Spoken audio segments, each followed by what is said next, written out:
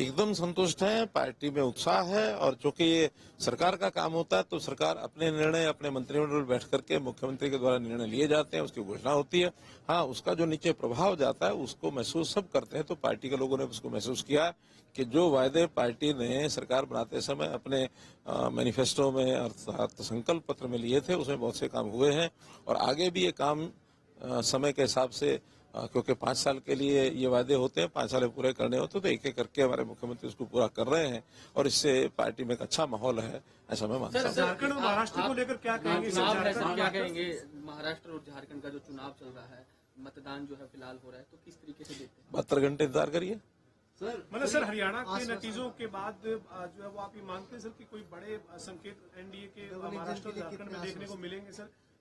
बहुत अच्छा उत्साह का वातावरण बना है। हरियाणा में जीत के कारण से सारे देश में कार्यकर्ताओं में एक उत्साह बढ़ा है और उस उत्साह के कारण से निश्चित रूप से कहा जा सकता है कि महाराष्ट्र में, झारखंड में भारतीय जनता पार्टी की सरकार बनेगी। सर, भले ही अब आपके पास केंद्र में जिम्मेदारी है, सेशन जो चल रहा था, तो आपको आपकी जो कामकाज है बिना खर्ची बिना पर्ची को लेकर काफी तारीफ जो है वो ओपोजिशन की तरफ से भी की जा रही थी और जो मौजूदा विधायक हैं फिलहाल वो भी इस बात को लेकर कर रहे थे कि जो जिस तरीके से पहले नौकरियां मिलती थी और जो मनोहर लाल जी ने सरकार में नौकरियां दी, तो कहीं ना कहीं काफी अभी भी सराहना जो मैंने सबके भाषण सुने हैं और जैसे एक अच्छी श्रद्धांजलि दी जाती है उस प्रकार की श्रद्धांजलि दी गई।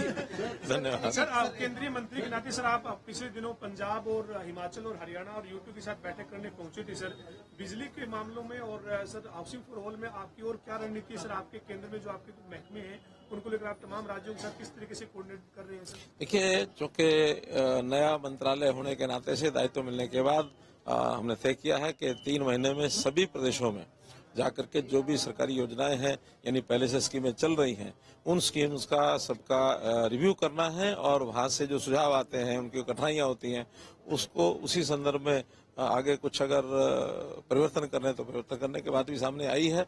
जैसे एक उदाहरण के तौर पर बताता हूं कि अभी RDSS एक स्कीम है, उसमें जो डिस्ट्रीब्यूशन सिस्टम है वहां पर स्मार्ट मीटरिंग ये एक विषय बहुत पहले से चल रहा है और स्मार्ट मीटरिंग में भी प्रीपेड मीटरिंग, इसका कुछ विरोध देखने को मिला तो हमने इसकी योजना बना करके दी है कि फेजेज में करेंगे और फर्स्ट फेज में सरकारी कार्यालय और सरकार की जो कॉलोनीज हैं बनी हुई और सरकारी कर्मचारी, इनके यहाँ पर सबके प्रीपेड मीटर लगेंगे ताकि अगर अपने से हम शुरू करेंगे और पैसा पहले से जमा करा करके बिजली की खपत करेंगे, सरकारी कार्यालयों पर अनुशासन भी आएगा और अभी जो सरकारी बिलों की यानी डिफॉल्ट अमाउंट है वो कई बार बहुत बढ़ जाती है और उसमें से पावर डिपार्टमेंट के परम जो अपने जो सिस्टम होते हैं उसमें भी कहीं ना कहीं गड़बड़ होती है। तो ये काम पहले करेंगे, इसके बाद फिर बड़े लोड के जो मीटर्स हैं उन मीटर्स का प्रीपेड मीटरिंग स्मार्ट मीटरिंग की जाएगी।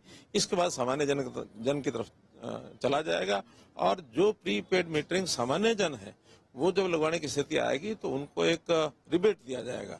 कोई स्टेट 2% मान रही है, कोई 3 मान रही है, कोई 5%, वो स्टेट के ऊपर मैंने छोड़ा है, लेकिन 2% से लेकर 5% तक रिबेट ये देने की बात भी सभी स्टेट्स ने स्वीकार की है और उससे लोगों को लगेगा कि प्रीपेड का मतलब ये है कि हम अगर महीना 2 महीने पहले राशि देते हैं उसका हमको बराबर लाभ भी मिलता है। तो इससे इस सिस्टम को मैं समझता हूँ बहुत आगे बढ़ेगा और इससे जो AT&C लॉसेज हैं वो लॉसेज कम होंगे और जो हमारी डिस्कॉम्स हैं उनकी आर्थिक स्थिति बेहतर होगी।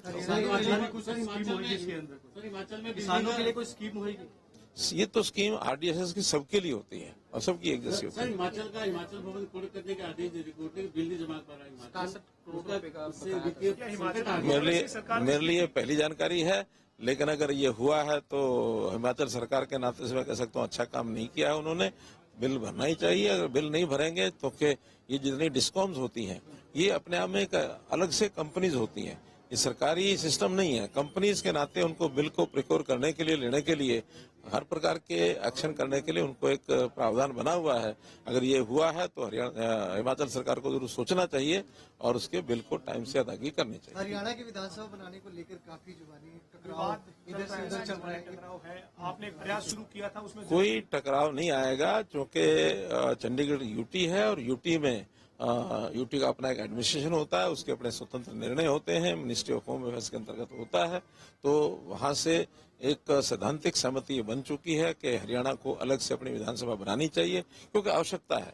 आज जिस भवन में दोनों प्रदेशों की विधानसभाएं चलती हैं वो छोटी है, कम से कम हरियाणा की छोटी है। पंजाब की जो विधानसभा है उसमें तो पर्याप्त संख्या में बैठने की स्थिति आज भी है, क्योंकि ज्वाइंट पंजाब जब होता था तो उस समय उस सीटें ज्यादा होती थी, उसको ज्वाइंट पंजाब के लिए बनाया गया था। हरियाणा का जो विधानसभा भवन है वो पहले विधान परिषद के लिए होता था, विधान परिषद की संख्या बहुत कम होती थी, उसी में ही 90 सीटें लगा करके एक काम अभी चलाया जा रहा है।